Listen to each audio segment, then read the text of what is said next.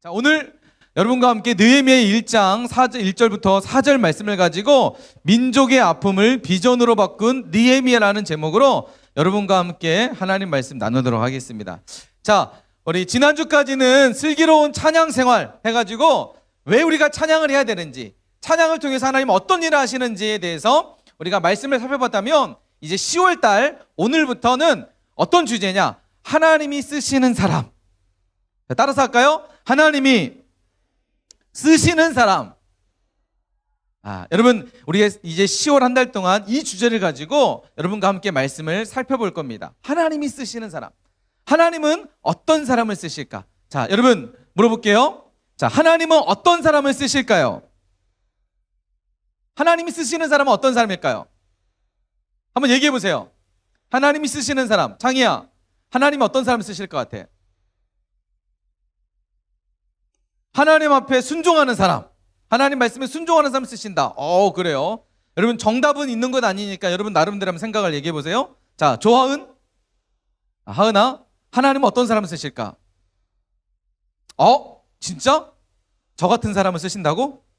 이야, 역시 신령하구나 너는. 자, 그 뒤에 있는 이름아, 배이름, 하나님은 어떤 사람 쓰실까? 저같이 생긴 사람, 저처럼 아름답고 눈도 부리부리하고. 자, 네. 반응도 없고 재미도 없고. 자, 여러분, 하나님은 어떤 사람을 쓰실까요?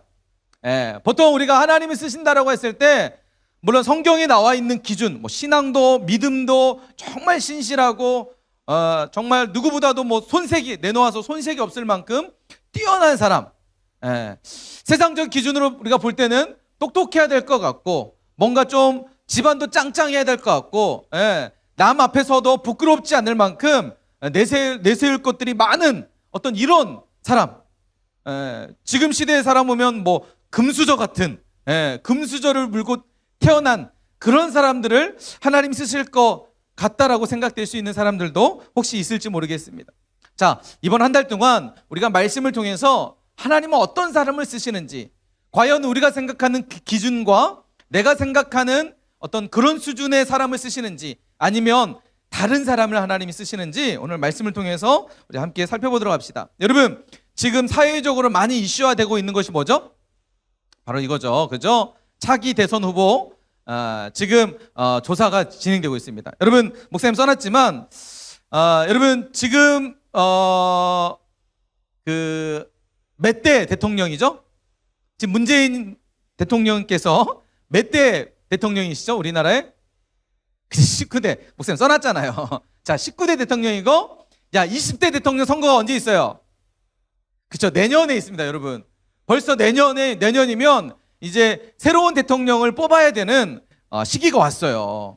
자, 몇 대라고요? 20대 대통령 선거가 내년 3월 9일 날 우리나라에서 있습니다. 여러분, 다른 나라에서 있는 게 아니라 우리나라에서 있어요. 여러분, 적어도 우리는 좀 이런 것 좀 알고 살자라는 마음에서 목사님 좀 적어놨어요.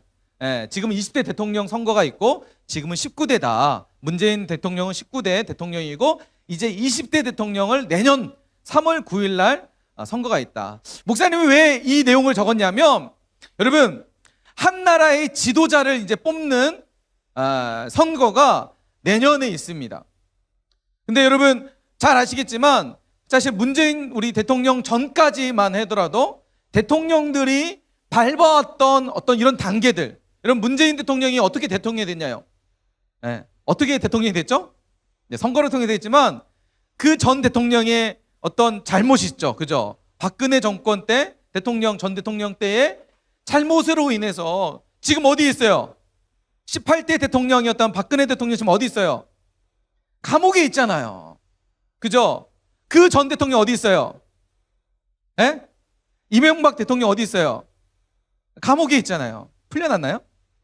그 전 대통령 어디 있나요? 노무현 대통령이잖아요. 어디 있어요? 하늘에 있어요? 여러분, 지금 우리나라에 지금까지 흘러왔던 대통령들의 발자취를 보세요. 여러분, 좋은 결과, 마지막 대통령을 딱 끝나고 임기를 마치고 흘러왔던 대통령들 중에서 좋은 이미지를 가지고 온 대통령이 과연 몇 명이 있을까요? 여러분, 목사님이 왜 20대 대통령 내년 3월 9일 날을 여러분에게 목사님 적어놨냐면, 여러분, 한 나라의 대통령이 정말 바르게 세워지면 그 나라의 흥망성쇠가 결정이 되는 거예요. 우리나라가 정말 살기 좋은 나라 될 수 있다는 거예요. 근데 자꾸만 대통령들이 처음에는 정말 순수하고 마치 사울과 같이, 그죠? 겸손하고 순수한 것 같은데 자꾸만 시간이 지날수록 뭔가 문제가 생기고 어려움이 있고 비리가 있고 결국은 대통령은 임기가 끝났을 때는 감옥에 가는 그런 일들이 자꾸만 연속적으로 이루어지고 있는 그런 비극적인 현실이 지금 우리나라라는 거예요. 그래서 내년 3월 9일에 뽑힐 대통령은 그 이전에 있었던 어떤 대통령보다 정말 청결하고 정말 이 나라를 위해서 바르게 지도할 수 있는, 정치할 수 있는 그런 대통령 뽑혀야 된다. 이 마음 가지고 목사님이 적어놨습니다. 자, 여러분, 지도자가 지금 이제 새롭게 세워져야 되는 그런 중요한 시기에 놓여져 있습니다. 이 시기에 정말 좋은 지도자가 뽑혀야 될 줄 믿습니다. 목사님이 특별히 여러분에게 이렇게 또 써놓은 것은 한 가지는 이것을 위해 우리가 기도하자. 대통령을 정말 어떤 분이 될지 모르겠지만 지금 뭐 목사님이 이것은 올해 7월 1일 날 YTN에서 뭐 대선 후보자 경합도 조사를 통해서 뭐 이재명 씨가 지금 경기도 전 지사죠. 27%로 뭐 가장 높게 나타나지만 사실 어떻게 바뀔지는 몰라요. 누가 대통령이 될지는 몰라요. 그것은 선거를 통해서, 투표를 통해서 결정이 될지겠지만, 여러분, 누가 될지 모르겠지만 정말 하나님 두려워할 수 있는 그런 대통령, 이 나라가 정말 자신의 어떤 사욕을 채우기 위해서 대통령이 되는 사람이 아니라 정말 국민을 생각하는 정말 이런 대통령을 뽑혀줄 수 있도록 우리가 함께 기도하자라는 마음을 가지고 여러분 이것을 올려놨습니다. 여러분, 지금 우리가 살아가고 있는 이 대한민국, 주보에도 나와 있는데 여러분이 생각할 때 이 대한민국은 어떤 나라라고 생각하나요? 내가 살고 있는 대한민국은 지금 어떤 나라? 살기 좋은 나라? 살기 힘든 나라? 어떤 나라라고 생각하세요? 목사님이 찾아보니까, 자, 코로나 시기가 진행이 되면서 정말 많은 어려움들이 있는데 특별히 청년들이 느끼는 체감 실업률 추이가 1월 실업자 157만 명, 그리고 그냥 쉬었다가 271만 명, 역대 최악의 지금 취업률을 현재 기록하고 있다고 합니다. 여러분, 취업률 뭐예요? 일자리가 없어진다는 거예요. 일자리를 구하지 못해서 쉬고 있는 사람들, 코로나 때문에 그냥 쉬고 있는, 놀고 있는 사람들이 역대 최악의 수준으로 지금 치닫고 있는 거예요. 그러니까 여러분, 사람이 일을 해야 먹고 사는 문제가 해결되어지고 가정을 부양하고 뭐 결혼이나 다양한 어떤 경제 활동을 통해서 경제가 바르게 건강하게 돌아가는데 지금 역대 최악으로 일자리가 없어지는, 일하지 못하는 사람들이 늘어나고 있다는 거예요. 뿐만 아니라 여러분 보세요. 자, MZ세대, 목사님 세대를 보통 MZ세대라고 하는데, 자, 세대의 공정성에 대해서 과연 우리 이 나라는 공평한가, 공정한가, 이런 조사를 했어요. 공정한, 그러니까 누구나 똑같은 경쟁을 통해서 자신이 어떤 결과나 성취하는 어떤 결과물을 공정하게 이 나라가 현재 판단되고 있느냐라는 이 질문에서, 자, 그렇지 않다라는 편이 무려 53.5%, 그리고 전혀 그렇지 않다 14%, 매우 그렇다 3.6%. 공정하지 않다는 거죠. 그러니까 정말 3분의 2 정도가 이 나라는 공정하지 않다, 공평하지 않다. 말 그대로 수조론, 금수저 물고 태어난 사람은 그냥 노력하지 않아도 뭐 하지 않아도 잘 먹고 잘 사는, 그냥 좋은 직장 가고 좋은 대우를 받고, 그죠? 최근에 대통령 선거와 맞물려서 여러분 혹시 대장동 들어봤어요? 뉴스에서 계속 대장동 하는데 대장동이 뭘까? 그죠? 한 동네에 대한 이야기예요. 여러분, 우리나라에 지금은 이제 어젠가요? 그 국회의원에서 자기가 자진 이제 그 국회의원을 반납을 했는데, 그 국회의원의 아들이 이 화천대유라는 회사에 입사를 했어요. 그냥 일반 직원으로 입사를 했어요. 그래서 2년인가 3년인가 일을 한 다음에 퇴직을 했는데 퇴직금을 얼마 받았죠? 알고 있어요, 여러분? 이러면 우리 세상 돌아가는 것 좀 압시다. 여러분, 일반 평사원으로 입사해서 들어갔는데 2, 3년 만에 퇴직금으로 50억을 받았어요. 퇴직금으로 50억을 받았어요. 월급보다 더 어마어마한 돈의 액수를 퇴직금으로 받았어요. 물론 아직 결과가 나오지 않기 때문에 그거에 대해서 목사님이 뭐라고 판단할 수는 없지만, 좀 아쉬운 것은, 그러니까 조금 염려가 되는 것은 국회의원의 아들이기 때문이라는 어떤 이런 특혜 논란들이 지금 일어나고 있다는 것이죠. 물론 목사님이 정확하게 거기에 대한 정확한 밝혀지지 않았기 때문에 뭐라고 정확하게 단정 지을 수는 없지만, 그런 의심들을 하게 된다는 거죠. 국회의원의 아들이기 때문에, 모 대기업의 자녀이기 때문에 특혜를 받는, 공정하지 않고 공평하지 않는 지금 우리 시대. 그러니까 여러분, 지금 여러분의 부모님이 대기업의 부모님이거나 국회의원의 자녀이거나, 여러분이 그러지 않으면 그냥 일반 평범한 회사원의 평범한 가정의 자녀이면, 내가 아무리 노력해도, 아무리 열심히 공부하고 코피 터지게 중간고사를 봐서 전교 1등을 하고 해도 공부하지 않고 대기업의 자녀들, 그냥 부모님이 대기업의 자녀들이어서 노력하지 않고 더 많은 것들을 갖는다면, 여러분, 그거만큼 억울한 일이 어디 있어요? 나는 이렇게 노력했는데, 똑같이 노력해서 뭔가 똑같은 경쟁을 통해서 얻어줘야 되는데, 그런 것이 아니라 부모님 잘 만나서 좋은 이런 부분들, 여러분, 공정하지 않다는 거죠. 우리 사회가 공정하지 않는 사회를 지금 우리는 살아가고 있다고 합니다. 여러분, 이거 들어봤어요? 헬조선? 목사님이 언젠가 한번 설교 때 얘기를 했지만, 청년들 사이에서 지금 대한민국을 빗대어서 헬조선이라고 합니다. 지옥 같은 세상이라는 거죠. 이런 말에 동의한다라가, 대학생 90.5%가 동의를 한대요. 대한민국은 진짜 헬조선이에요. 공정하지 않고 공평하지도 않고, 직장도 취업률도 내가 아무리 노력하고 아무리 스펙을 쌓고 아무리 좋은 대학을 나오더라도 내가 들어가야 될 직장이 자리가 없는, 이 땅에서 이 대한민국에 살 수 있는 희망과 가능성이 너무나 희박하게 보이지 않는, 그래서 이 나라를 빗대어서 헬조선이라고. 목사님 여러분에게 왜 이야기를 하냐면, 사실 미안한 얘기지만, 여러분이 앞으로 이제 고등학교 올라가고 대학교 가고 대학을 취업할 때 되면, 여러분도 이런 현실 앞에 체감을 할 수밖에 없는 현실적 상황을 미리 목사님에게 말씀드리는 거예요. 여러분, 앞으로 우리가 살아가는 세상은 볼 때 그렇게 긍정적인 전망을 내놓지 않고 있다는 것들을 보면서 마음이 아픈, 좀 안타깝고 마음이 아프고, 한편으로는 여러분을 보면서 염려도 되고 걱정도 되는 부분들이 너무 많이 있어요.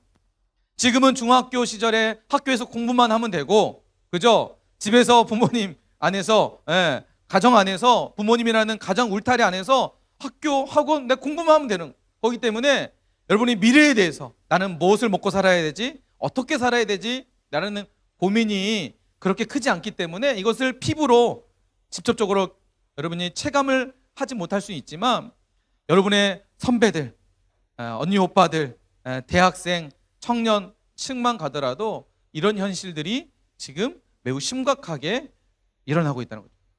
근데 더 안타까운 것은, 해가 거듭하면 거듭할수록 이런 문제는 더 심해지고 있다는 거예요.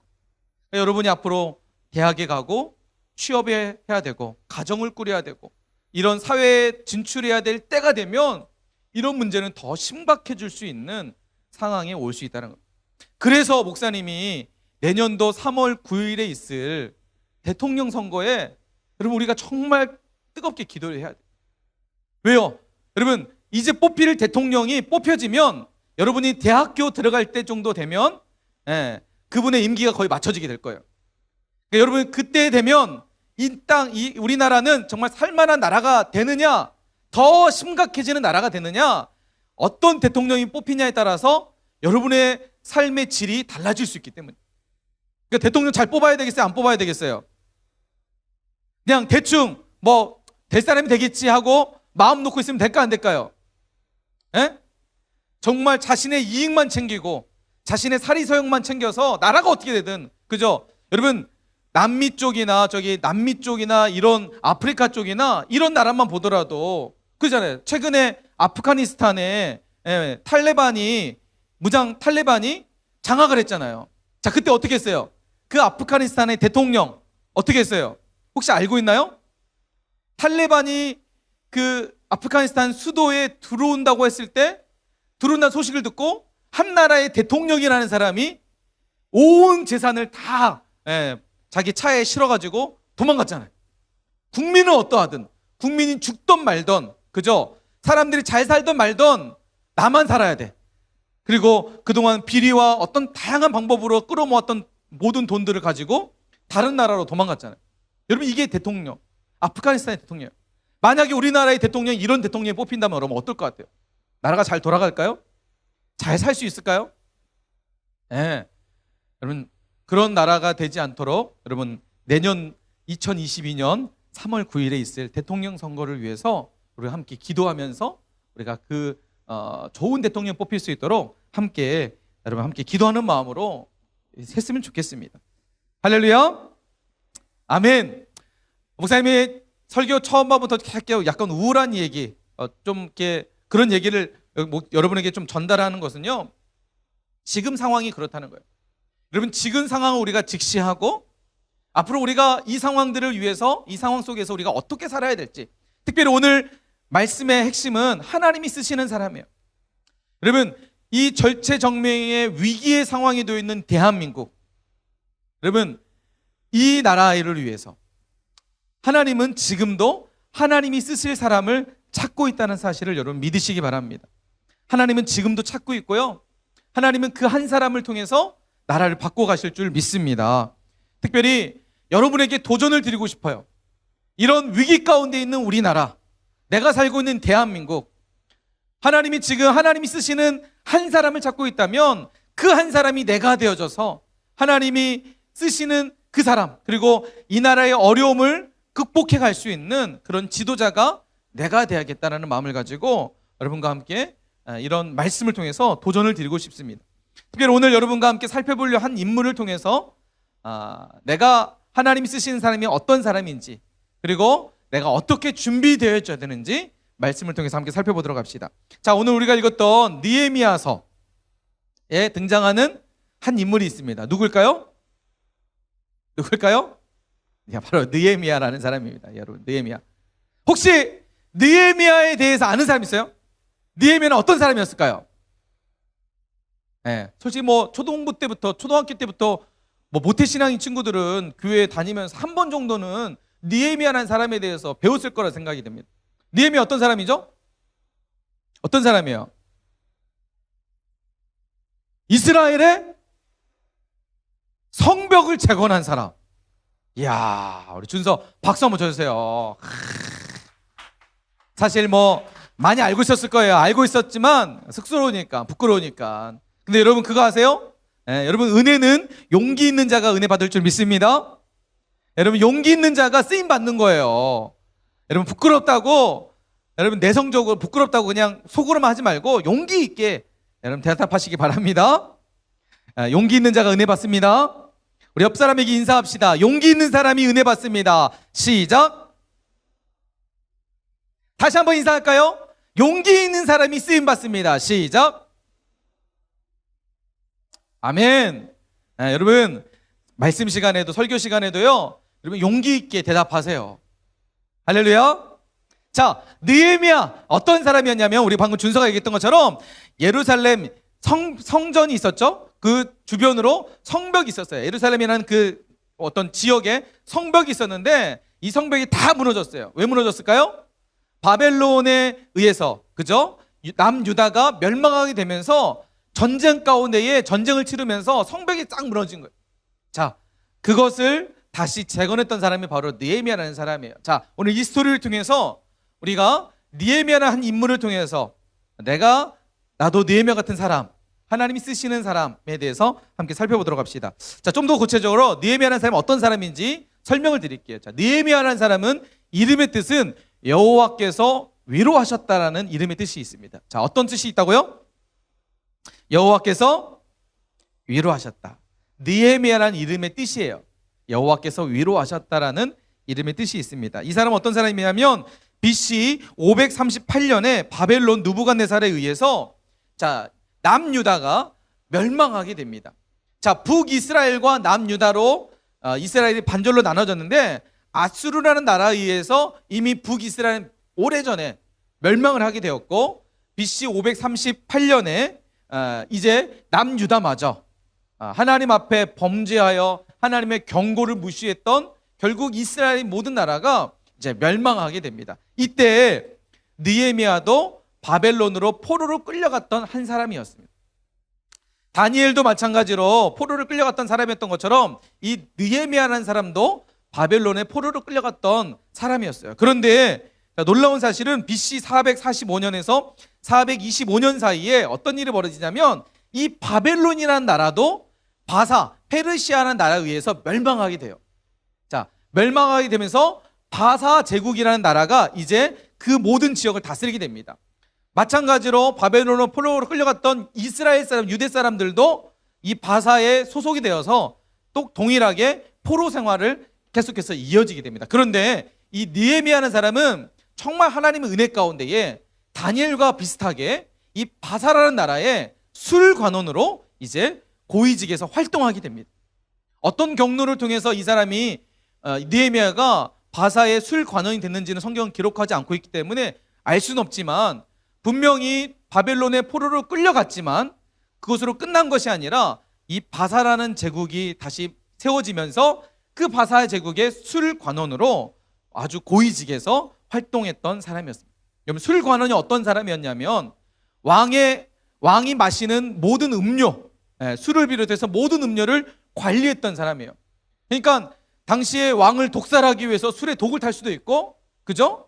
여러 가지 음료나 물에 약을 탈 수 있는 것들을 미연에 방지하고 관리할 수 있는 아주 왕의 측근에 있는 사람. 그러니까 왕이 가장 신뢰할 수 있는 사람 중 한 사람이 바로 술관원이었다고 보시면 되겠습니다. 왕이 먹는 음식과 음료들을 다 관리한 사람이 바로 이 사람이었다는 것입니다. 그러니까 느헤미야는 이방 사람인데도 불구하고, 유다 사람인데도 불구하고 이방 나라였던 이 바사 제국의 술관원으로 활동했던, 고위직에서 활동했던 사람이었습니다. 그리고 좀 전에 우리 준서가 말했던 것처럼 예루살렘 성벽을 52일 만에 재건했던 인물이었다는 것이죠. 자, 오늘 이 느헤미야를 통해서, 오늘 우리가 읽던 말씀을 통해서 좀 더 구체적으로 느헤미야가 어떻게 성벽을 재건했는지, 그리고 이 스토리가 우리에게 주시는 메시지가 무엇이는지를 말씀을 통해서 함께 살펴보도록 합시다. 자, 오늘 우리가 읽었던 느헤미야 1장 1절과 2절 말씀에 보면 이제 이렇게 느헤미야의 이야기가, 스토리가 진행이 됩니다. 자, 느헤미야는 어떤 사람이었냐? 하갈의 아들 느헤미야의 말이다. 자, 아닥사스다 왕 제20년 기스르월에 내가 수상궁에 있는데 내 형제들 가운데 하나인 하나니가 두어 사람과 함께 유다에서 내게 이르렀기로 내가 그 사로잡힘을 면하고 남아있는 유다와 예루살렘 사람들의 형편을 물었다라고 얘기하고 있습니다. 자, 무슨 말이냐면, 자, 아닥사스다 왕 제20년에 느헤미야가 술관원으로 있을 때의 일이었다는 것이죠. 자, 느헤미야의 형제 중 한 사람이었던 하나니라는 사람이 어디를 갔다 오냐면, 자, 이제 멸망당했던 유다와 예루살렘 지역을 다녀오게 됩니다. 다녀오게 돼요. 자, 예루살렘이 비록 멸망했지만, 그죠? 유다와 예루살렘 멸망했지만 거기에서 포로로 잡히지 않고 남아있는 사람들이 거기에 살고 있었다는 거예요. 여전히 예루살렘에는 이스라엘 사람 중에서 몇몇 사람들, 포로로 끌려가지 않고 전쟁에서 죽지 않았던 몇몇 사람들이 그곳에서 이제 그 터를 잡고 여전히 살고 있었던 사람들이 있었다는 거예요. 자, 근데 하나니라는 사람이 이 유다 땅에 다녀와서 예루살렘과 유다 지역을 보고 온 겁니다. 자, 보고 오니까 느헤미야가 궁금한 거예요. 자신이 포로로 끌려오기 전에 정말 아름다웠던 그 땅에 전쟁으로 해서 폐허가 됐지만 그래도 여전히 남아있는 사람들이 있을 텐데 그 사람들은 어떻게 살고 있을까? 내 조국, 내 고향은 지금 어떻게 되어 있을까라는 궁금해서 이 하나니에게 물어보는 거예요. 하나니, 예루살렘, 유다와 예루살렘 지금 상황이 어때? 라고 물어본 거예요.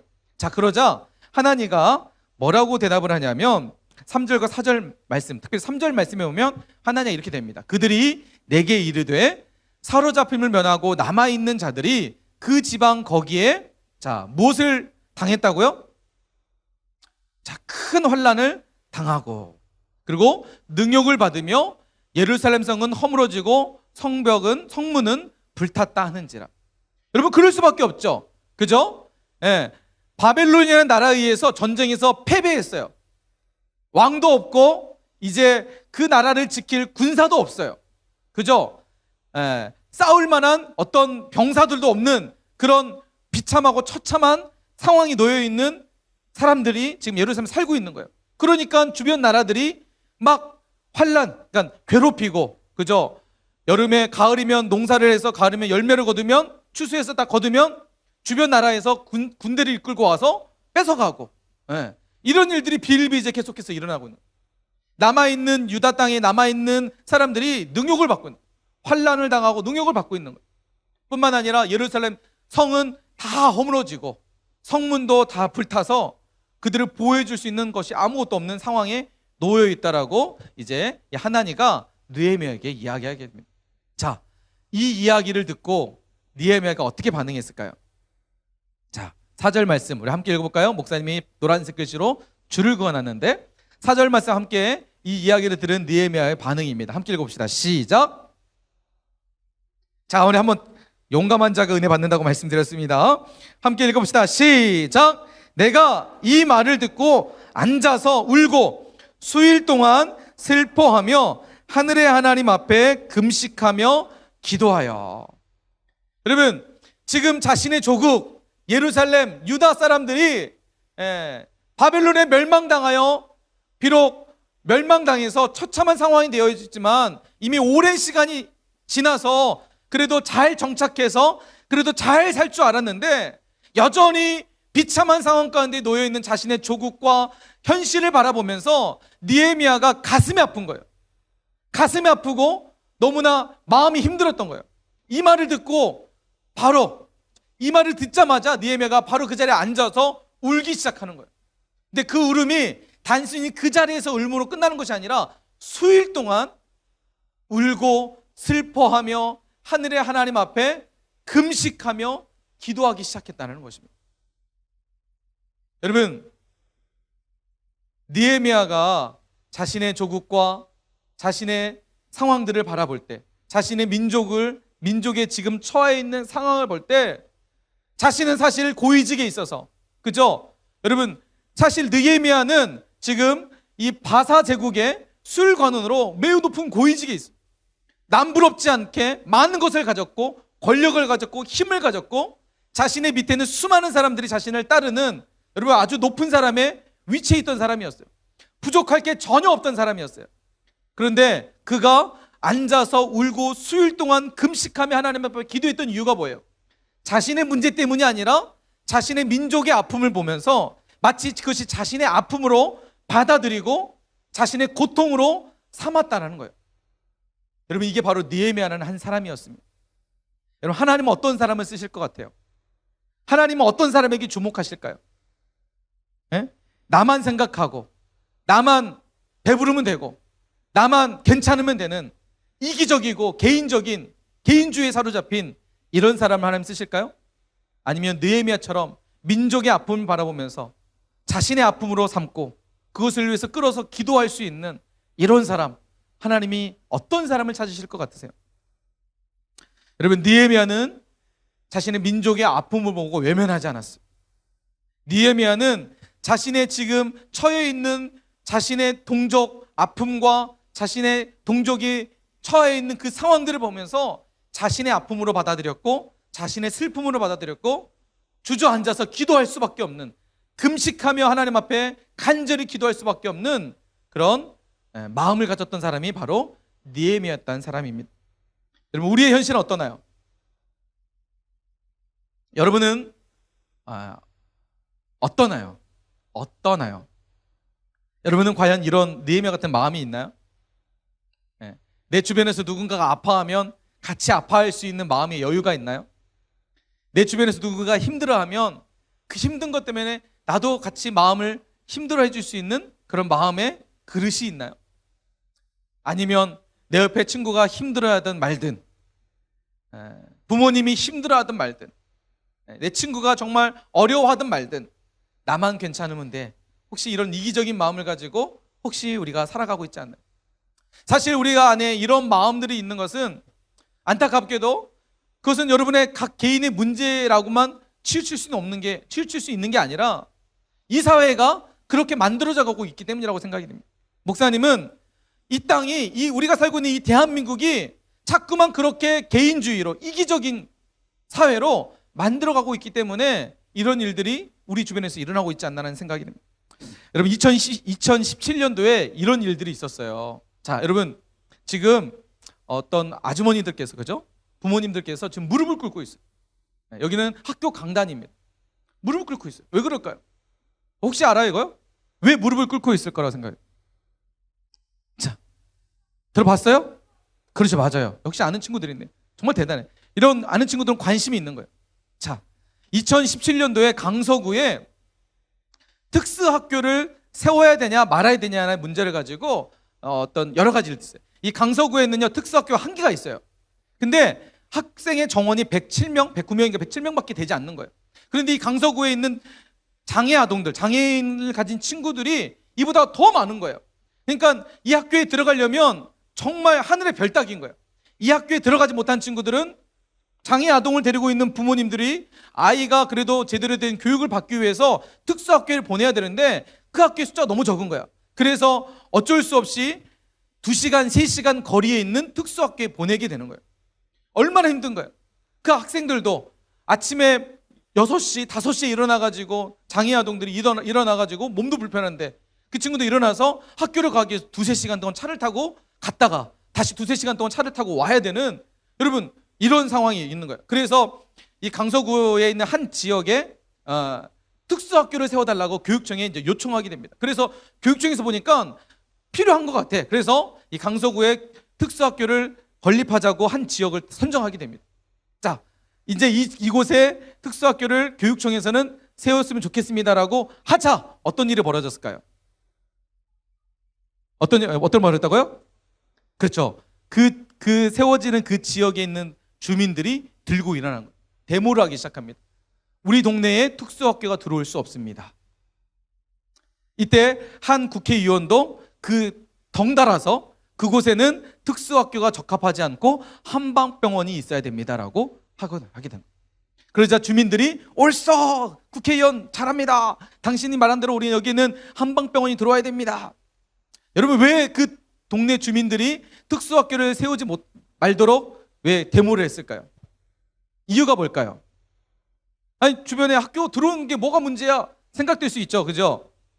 여러분 특수학교가 들어오면 사람들이 그 지역으로 이사를 안 온다는 거예요. 자연스럽게 자신의 살고 있는 집의 집값이 떨어지는 거예요. 자신의 집값이 떨어지는 것을 우려해서 정말 사회적 가장 약자라고 할 수 있는 그 장애 아동들의 교육권을 여러분 박탈시키는, 교육권을 허락하지 않는, 인간은 모두 다 기본적으로 교육권이 있는데 그 교육권을 박탈시키는, 자신의 집값이 떨어지는 것이 그 장애 아동들의 배울 수 있는 그 배움의 길을 막는, 배움의 길보다 자신이 집값이 떨어지는 게 더 소중한 것이 우리가 살고 있는 시대예요. 한방병원을 세워야 된다라고 피켓을 들고, 그러자 이 부모님들이 어떤 그 토론회에서 그 주민들 앞에서 무릎을 꿇고 있는 거예요. 제발 우리 아이가 제발 공부할 수 있도록, 우리 아이가 그래도 사회에 나가서 그래도 살아갈 수 있도록 길을 열어줬으면 좋겠다라고 부모님들이 무릎을 꿇고 있는 거예요. 여러분 우리가 살아가는 세상이 이런 세상이에요. 나만 괜찮으면 돼, 나만 배부르면 되고 내 집값이 중요하지 당신이 죽든 말든 당신의 자녀가 교육을 받든 말든 상관이 있는 것이 아니라 내 집값이 떨어지는 거, 지금 내가 먹고 살 문제가 중요한데 당신이 무슨 상관. 여러분 이런 세상을 살아요. 여러분 느헤미야는 어땠다고요? 느헤미야는 어땠다고요? 자신의 동족이 아파하는 것을 보면서, 자신의 동족의 어려움을 보면서 처절하게 예루살렘 성벽이 무너지고 그것으로 인해서 주변 국가로부터 큰 환난과 능욕을 받고 있는 자신의 동족을 바라보면서 그것을 자신의 아픔으로 삼고 자신의 슬픔으로 삼고 그냥 그 자리에서 울고 슬프구나 끝난 것이 아니라 수일 동안 앉아서 울고 슬퍼하며 하나님 앞에 기도하고, 그냥 기도한 것을 넘어서 여러분 금식하며, 음식을 입에 대지 않고 금식하며 자신의 생명을 걸고 하나님 앞에 기도했던 인물이 바로 여러분 느헤미야였다는 겁니다. 여러분 적어도 이런 사람이 대통령 돼야 되지 않을까요? 이런 사람이 적어도 한 나라의 지도자가 돼야 되지 않을까요? 예? 여러분 이런 사람이 적어도 시대를 이끌어가야 되는 사람이 돼야 되지 않을까요? 아멘이신가요? 여러분 우리 주변에 한번 살펴봅시다. 예, 보니까 중고등학교 6만 명 학교폭력 피해 경험, 집단 따돌림 피해 급증. 예. 여러분 이런 연합뉴스에 이런 글이 올라왔어요. 전국에 있는 초중고 학생들을 대상으로 설문조사를 했는데 무려 6만 명이라는 응답자 중에서 6만 명이 학교폭력의 피해를 경험을 했대요. 그리고 집단 따돌림의 피해가 경험했다는 거예요. 한 친구를 무참하게 따돌리는 거예요. 무참하게 괴롭히는 거죠. 내가 괴롭힘 당하지 않기 위해서 누군가를 괴롭혀야 되는 이런 비현실적인 세상 속에 우리는 살고 있지 않나요? 여러분 학교에서 일어나는 일들 아니에요? 친구들한테 내가 따돌리지 않으면 내가 따돌림 받으니까, 내가 거기에 동조하지 않으면 나도 언젠가는 그 따돌림의 대상이 되기 때문에 그것이 두려워서 친구들 무리해서 나도 모르게 내가 원하지 않지만 나도 누군가를 따돌리고 있는 이런 이기적인 세상을 여러분 우리가 살고 있지는 않나요? 예. 그 친구가 아파하든 말든, 그 친구가 힘들어하든 말든 나만 괜찮으면 돼, 나만 따돌림 받지 않으면 돼라는 이런 생각 속에 사로잡혀서 우리는 지금 살고 있지 않나 생각합니다. 여러분 따돌림 받는 그 친구가 얼마나 아파할까, 얼마나 힘들어할까, 얼마나 고통스러울까. 삶의 기로에 놓여져서 내가 사느냐 마느냐 그런 갈등 속에 분명히 놓여있는 친구들 있을 텐데 그 마음을 내가 조금이라도 이해할 수 있는 마음의 그릇이 있는지 우리 한번 돌아봤으면 좋겠습니다. 여러분 하나님이 쓰시는 사람은 내 옆에 있는 친구가 아파할 때 함께 아파줄 수 있는 사람, 비록 이 나라 민족이 아니더라도 내 옆에 있는 한 친구가 아파하는 것을 함께 아파줄 수 있는 그 사람, 그 마음 가진 사람을 하나님 쓰시지 않을까요? 하나님은 그것을 보시면서 귀하게 여기지 않을까요? 그 마음 보시면서 내가 행동으로 옮기지 못하더라도 그 아파는 함께 같이 아파해 수 있는 그 마음 하나님이 귀하게 여기시지 않을까요? 목사님은 분명하게 여러분이 얘기할 수 있습니다. 하나님은 그 마음 결코 가볍게 여기지 않으실 겁니다. 여러분 하나님은 함께 아파해주고 함께 눈물 흘려주고 함께 기뻐해 줄 수 있는 여러분 이 마음을 하나님은 반드시 기뻐하시고 그 마음을 나중에는 크게 쓰실 줄 믿습니다. 여러분 보세요. 언어폭력이요 35.6%래요. 우리가 수없이 언어로 누군가에게 폭력을 휘두르고 있지는 않나요? 나는 가볍게 친구를 놀린다라고 했던 이야기가 그 친구에게는 엄청난 언어폭력이 될 수 있습니다. 나는 그냥 재밌게 난 장난 삼아서 얘기했던 얘기가 누군가에게는 심각한 폭력으로 다가올 수 있다는 거예요. 특별히 요즘 사이버 괴롭힘, 카톡창에서 또 여러 가지 SNS에서 페이스북이나 여러 가지에서 한 친구를 완전히 몰살시키잖아요. 여러분 그러잖아요. 다 고개 숙이고 있는 거 보니까 여러분 목사님의 얘기에 고개 들어보세요. 여러분 사이버상에서 SNS상에서 얼마나 친구들을 비방하고 모방하고 비방하고 비난하고 친구들을 얼마나 거기에서 무참하게 한 사람을 매몰시키나요? 최근에 보니까 목사님 딸 학교에서 한 친구가 얼굴을 합성시켜가지고, 요즘은 진짜 초등학생인데 얼굴을 합성시켜가지고 막 뿌려요 친구들한테. 그리고 엽사라고 해가지고 엽기 사진 있잖아요. 그러니까 했는데 얼굴 막 돌아가는 거 딱 찍는데 그게 딱 잡힌 거야. 그것만 캡처해가지고 학교 컴퓨터에 올려놓은 거예요. 여러분 이런 경험이 있지 않아요? 그러지 않아요? 친구들끼리 카톡으로 보내지 않아요? 야 이거 봐봐, 야 웃기지 않냐, 재밌지 않냐? 그 친구의 자기 사진도 아닌 다른 친구의 엽사를 찍어가지고 다른 친구들은 막 그냥 아무렇지 않게 보내잖아요. 그죠? 받아본 사람 있죠? 보내본 사람은 없을 거라고 믿겠습니다. 받아본 사람 있죠? 그리고 함께 거기에다가 끼끼끼끼끼 흐흐흐흐 이렇게 댓글 남기지 않았나요? 혹시 그 사진에 뭐야, 야 그러면 안 돼, 야 이거 받으면 얼마나 그 친구가 힘들어하겠니? 이렇게 그 친구의 마음을 대변해 주는 친구 혹시 있었나요?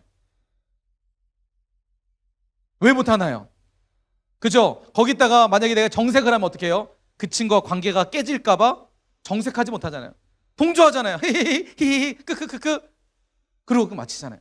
내 마음은 불편하도 이러면 안 되는데 하더라도 먼저는 그 친구의 관계가 중요하기 때문에 나도 흐흐흐 크크크크 보내면서 거기에 나도 모르게 편승하잖아요.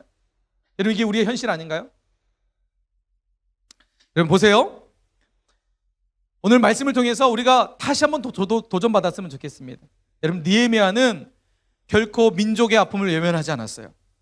자신의 동족의 어려움을 외면하지 않았어요. 여러분 이게 지도자가 가져야 될 첫 번째 자세예요. 뿐만 아니라 여러분 보세요. 느헤미야가 이렇게 자신의 아픔, 자신의 민족의 아픔을 그냥 외면하지 않고 그냥 그것으로 끝내지 않았어요. 느헤미야는 하나님 앞에 기도하기 시작했어요. 자신의 동족의 아픔을 그냥 슬퍼함으로 끝나는 것이 아니라 기도하기 시작합니다. 자, 하늘의 하나님 앞에 금식하며 기도하기 시작했어요. 근데 여러분 이 기도는요 금식하며 기도했다고 했어요. 그리고 이 기도는요 하루 이틀의 기도가 아니라 정말 오랫동안에 느헤미야는 이 문제를 가지고 이 아픔을 가지고 기도하기 시작했습니다. 하나님 앞에 기도하기 시작했어요. 자, 그러자 느헤미야 안에 마음에 확신이 들기 시작했어요. 확신이 들고 자신이 무엇을 해야 될지 깨닫게 됩니다. 자, 그것이 뭐였을까요? 느헤미야가 하나님 앞에 자신의 동족의 아픔을 끌어안고 기도하기 시작하면서 계속해서 기도할 때 그 안에 확신이 들었던 거. 느헤미야는 어떤 확신이 들었느냐? 자신이 지금 바사 제국의 아닥사스 왕의 술 관원이지만 잠시 이 관원직을 내려놓고 자신의 동족에게로 가야겠다라는 확신이 들은 거예요. 자, 그래서 느헤미야서 2장 5절 말씀에 보면 이 말씀이 나와요. 자, 느헤미야가 왕에게 나아갑니다. 그리고 이렇게 해요. 왕에게 이르되 왕이 만일 좋게 여기시고 종이 왕의 목전에서 은혜를 얻어싸우면, 자 보세요, 나를 유다 땅 나의 조상들의 묘실에 있는 성읍에 보내어 그 성을 건축하게 하옵소서. 자, 느헤미야는 자신의 동족의 아픔을 끌어안고 슬퍼하는 것으로 끝나지 않고 그가 했던 것은 기도했다는 거예요. 그리고 기도하는 것으로 끝나지 않고 행동으로 옮겼다는 거예요. 목사님 생각할 때 처음 딱 느헤미야가 하나님을 통해서 이야기를 딱 들었을 때 내가 예루살렘에 가야겠다라고 생각하지 못했을 것 같아요. 그런데 느헤미야가 기도하면서 하나님 앞에 금식하며 기도하고 때로는 부르짖으며 자신의 동족의 아픔을 놓고 기도하자 어떤 마음이 들었냐면 자신이 유다 땅으로 가야겠다라는 꿈이 생기기 시작한 것입니다. 꿈이 생기기 시작한 거예요. 내가 예루살렘 성벽을 내가 해야 되겠다. 내가 무너져 있는 저 성벽을 내가 다시 일으켜 세워야 되겠다. 하나님 앞에 거룩한 부담을 가지고 그리고 거룩한 꿈을 갖기 시작했다는 거예요. 여러분, 하나님은 어떤 사람에게 꿈을 주는 줄 아세요? 하나님은 어떤 사람에게 하나님의 꿈을 주시는 줄 아세요? 기억하세요? 기도하는 사람에게 꿈을 주실 줄 믿으시기 바랍니다. 하나님 어떤 사람에게 꿈을 주신다고요? 어떤 사람이요? 기도하는 사람. 자, 그런데 느헤미야의 기도를 보세요. 느헤미야의 기도는 단순히 하나님 저 잘 먹고 잘 살기 원합니다. 앞으로 돈 많이 벌어서 부자 되는 것이 저희 꿈이에요. 하나님 이 꿈을 주세요. 느헤미야가 이렇게 기도했을까요? 느헤미야가 꿈을 가졌던 예루살렘 성벽을 내가 건축해야겠다라는 꿈을 가졌던 것은 자신의 이익과 자신의 사리사욕을 채우기 위한 꿈이 아니었다는 거예요. 여러분 기억하세요. 꿈의 우리의 비전, 우리가 말하는 비전의 시작은 어디서부터일까요? 우리가 가져야 될 꿈의 시작은 어디였을까요? 여러분 진짜 꿈은요, 내 가슴이 아플 때, 아픈 것부터 시작되는 거예요. 내 가슴이 아파하는 것부터. 예? 여러분 가정으로 통해서 여러분의 마음이 아프나요? 그럼 여러분 그것을 끌어안고 기도해 보세요. 하나님은 건강한 가정이라는 꿈을 주실 거예요. 여러분 학교에 아픔이 있나요? 학교를 생각하면 여러분 가슴에 아픔이 있나요? 그걸 끌어안고 기도하세요. 하나님은 학교를 변화시킬 비전을 여러분에게 허락하실 줄 믿습니다. 여러분, 느헤미야는요, 민족의 아픔을 가슴에 끌어안고 기도하기 시작할 때 하나님께서 그 안에 꿈을 주신 거예요. 여러분, 코로나 시기를 보내면서 우리 안에 많은 아픔들이 있죠. 야, 사람이 어떻게 이렇게 비참해질 수 있을까? 이 코로나 상황 가운데 어떻게 세상이 이렇게 처절해질 수 있을까? 여러분, 이런 아픔을 바라보면서 그것을 끌어안고 기도하는 사람에게 하나님은 놀라운 그 사람에게 꿈을 주실 줄 믿습니다. 사실 우리가 착각하는 것이 있어요. 꿈은 내가 잘하고 좋아하고, 맞아요, 하나님은 그것을 통해서 우리에게 재능이라는 것을 주셨어요. 그런데 하나님이 원하시는 진짜 꿈은, 그리고 꿈꾸는 사람은 어떤 사람이 있느냐? 여러분, 하나님은 우리의 시선을 통해서 하나님이 아파하시는 것을 보여주십니다. 하나님이 아파하시는 것을 우리 눈으로 보여주세요.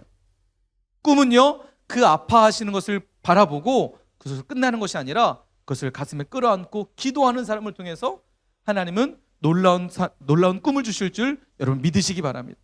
여러분, 그렇게 꾸는 꿈이 진짜 꿈인 거예요. 우리 목사님이 여러분에게 물어보는 것 중에 한 가지가, 예전에 이런 많이 물어봤잖아요. 너 꿈이 뭐니? 물어봐요. 근데 대부분의 친구들이 저 꿈이 모르겠어요.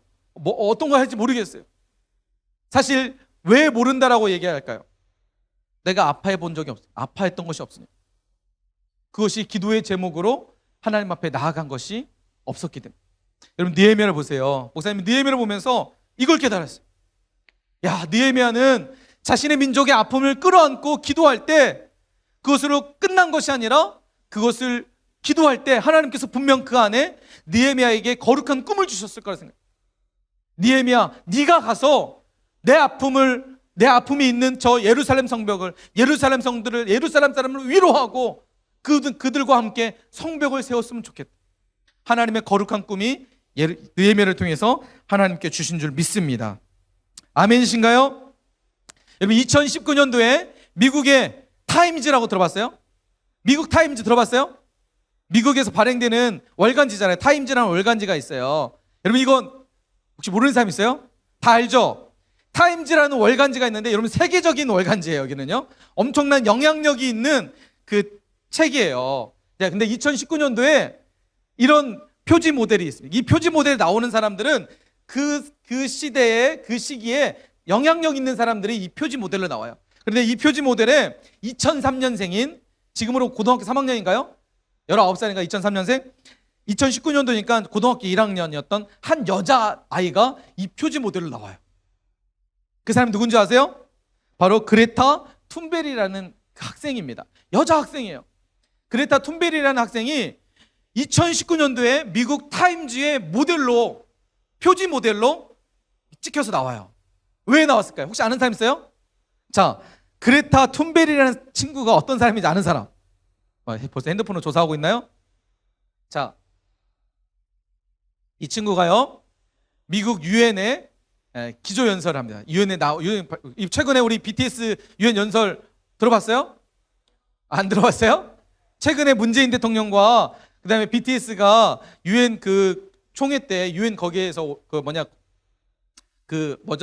거기에서 유엔 총회 때 연설을 했잖아요. 근데 이 친구도 2019년도에 유엔 거기에 앞에서 자기의 어떤 소신 발언을 했던 친구였습니다. 그게 이제 이슈화가 돼가지고 뉴욕 타임즈의 표지 모델이 됐어요. 자, 보여드릴게요. 자, 이 친구입니다. 그레타 툰베리라는 친구예요. 2003년생인데, 자, 왜 유명해졌느냐? 바로 환경운동가이기 때문에. 네, 환경운동가이기 때문에.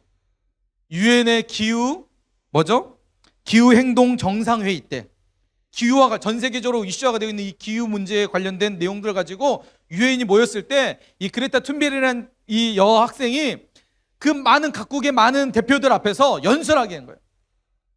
어떤 연설이었을까요? 지금 당신들이, 쉽게 말하면 당신들이 쌓아놓은 똥 우리가 치우게 됐습니다. 이런 연설이에요.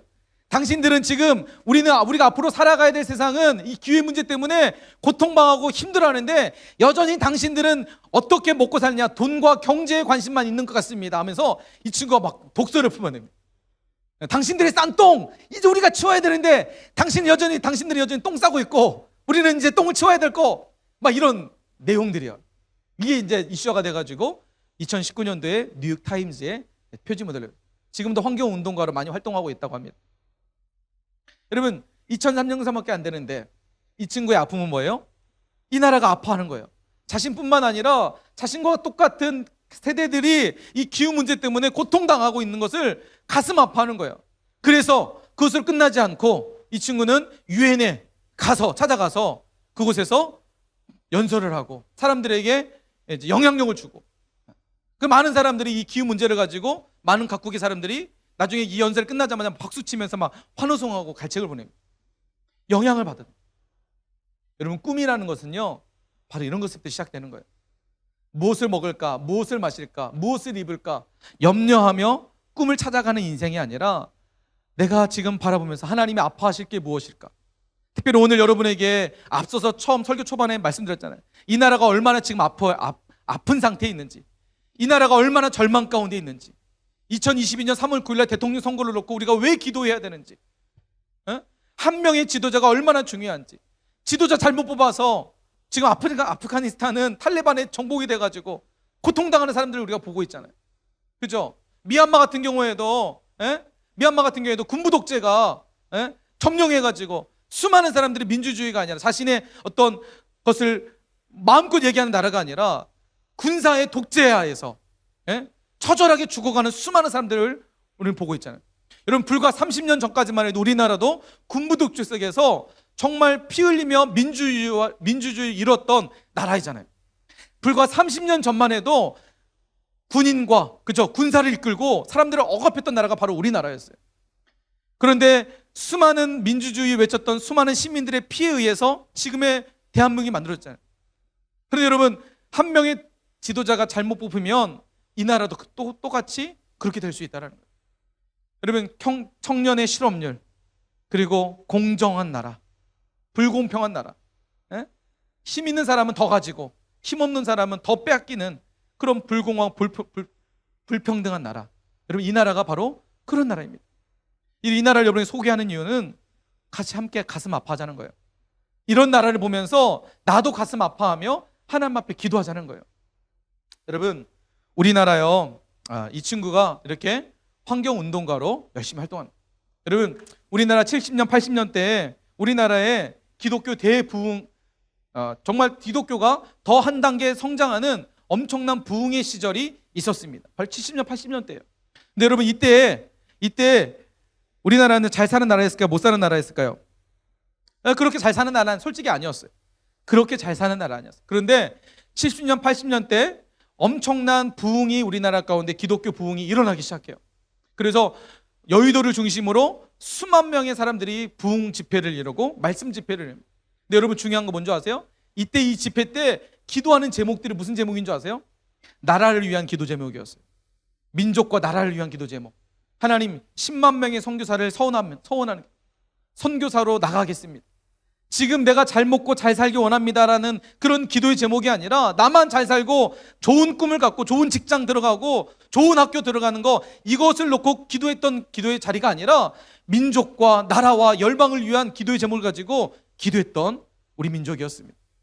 잘 살지도 못했는데 자기는 지금 하루 먹고 살기도 힘든 그런 어떤 정말 절박한 그런 시대적 상황 속에서 우리 믿음의 선배들은 자신들을 위한 기도의 제목을 가지고 기도했던 것이 아니라 민족과 열방을 위해서, 복음을 위해서 기도했던 우리 믿음의 선배들이었어요.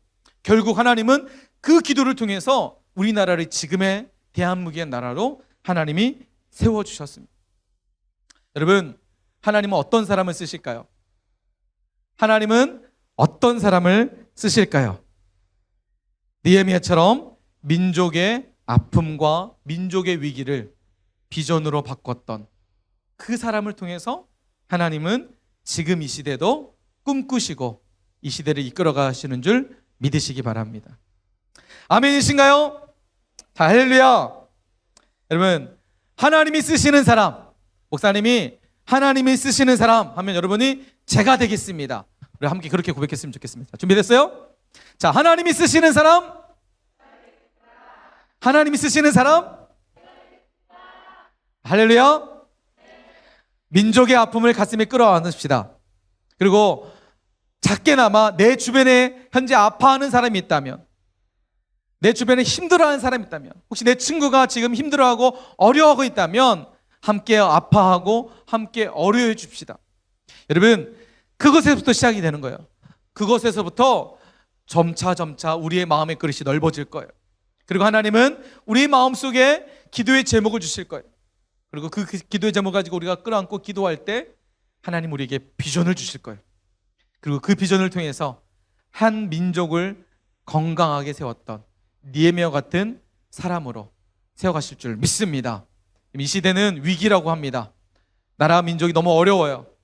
예, 여기저기서 통곡하고 곡하는 소리들이 너무 많이 들려요. 힘들어한다는 소리도 너무 많이 들려요. 이 지금 목사님이 마지막 이 그림인데, 지금 무너지고 있는 이 도미노처럼 무너지고 있는 지금 민족입니다. 그런데 한 사람이 지금 이 도미노를 버티고 있죠. 여러분, 이 사람이 버티고 있으면 그 뒤에는 더 이상 무너지지 않아요. 넘어지지 않아요. 그리고 이 사람이 세게 밀면 다시 도미노는 세워질 수 있습니다. 무너져가는 이 시대를 세울 수 있는, 이 시대에 하나님이 쓰시는 사람, 바로 오늘 목사님과 우리 모두가 되시는 그런 은혜를 함께 누리시길 축원합니다.